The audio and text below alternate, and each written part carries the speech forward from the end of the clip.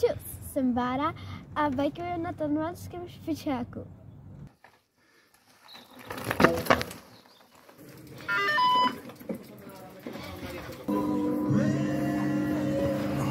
Jsem tady poprvé, takže každopádně si musím vyzkoušet jako první modrý trail.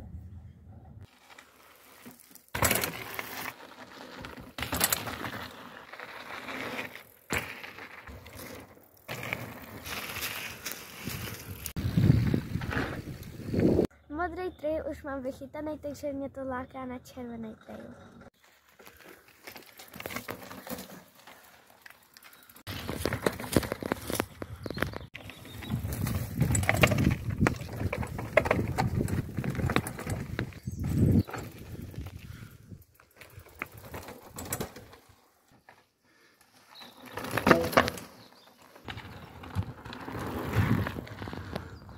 Červená do pohody, jedeme na černou.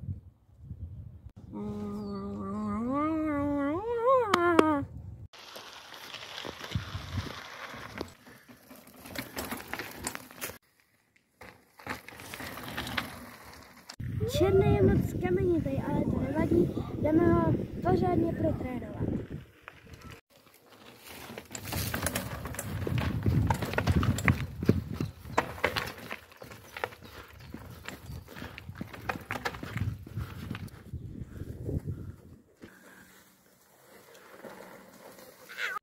Hodnocení trail. Modrý je za 5 hvězdiček, červený taky za 5 hvězdiček a černý za 4.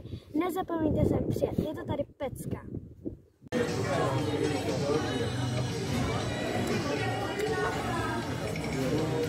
Pokud se ti video líbilo, tak nás sleduj. Čau!